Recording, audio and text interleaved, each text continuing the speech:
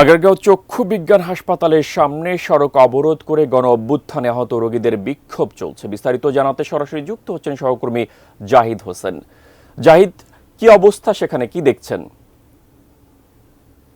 মেহেদী, জুলাই অভ্যুত্থানে যারা চোখ হারিয়েছেন, যারা পা হারিয়েছেন, যারা শারীরিকভাবে অঙ্গহানির শিকার হয়েছেন, তারা আজকে আবারও সড়কে নেমেছেন। এবং আমি এখন যেখানে অবস্থান করছি আগারগাঁও এলাকায়, মূলত এখানে একই সঙ্গে একদিকে যেমন নিটোর অবস্থিত এবং একদিকে আছে জাতীয় চক্ষু বিজ্ঞান যে ইনস্টিটিউট সেটা। এবং এই মুহূর্তে যারা সড়কে অবস্থান করছেন তারা প্রত্যেকেই তারা জুলাই অভ্যুত্থানে কেউ পায়ে ক্ষতিগ্রস্ত হয়েছেন, কেউ চোখে ক্ষতিগ্রস্ত হয়েছেন।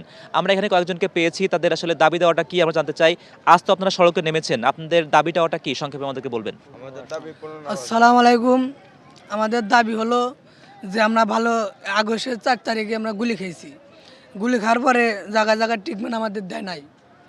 দেওয়ার পরে মানে দেয়ই না, মানে কয় যে হবে না, বাইরে রয়েছে।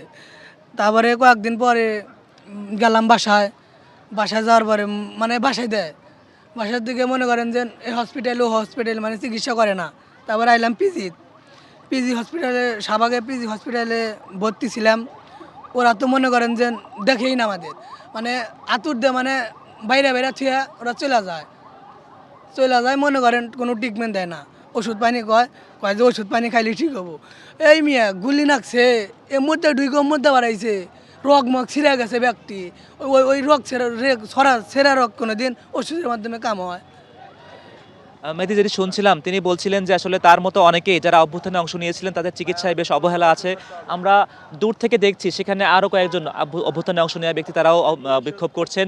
মূলত এখানে যারা আছেন তারা নিটোরে, এবং দূর থেকে যাদেরকে দেখছি তারা মূলত জাতীয় চক্ষু বিজ্ঞান ইনস্টিটিউট ও হাসপাতালে তারা ভর্তি ছিলেন এবং তারা চোখে তারা আঘাতপ্রাপ্ত হয়েছেন। এবং তাদেরও মূলত দাবি দেওয়া একই। তারা বলছেন যে তাদের যে চোখের যে চিকিৎসাগুলো সেটি আজকে বিদেশ থেকে একটি টিম এসেছিল, বিশেষজ্ঞ দল, এবং সেই দলের যে চিকিৎসা প্রক্রিয়া সেটি সম্বন্ধে তারা বলছেন যে আসলে অনেকেই চিকিৎসা থেকে বঞ্চিত হয়েছেন এবং লোক দেখানোর চিকিৎসা দেওয়া হয়েছে বলে তারা দাবি করছেন। কাজেই তাদের যেই চাওয়া, তারা বলছেন যে এই চোখের যে চিকিৎসাটি দেওয়া দরকার ছিল সেটি আসলে লোক দেখানো হচ্ছে, মিডিয়াকে দেখানোর জন্য হচ্ছে, কিন্তু তারা পর্যাপ্ত পরিমাণে মনে করছে না।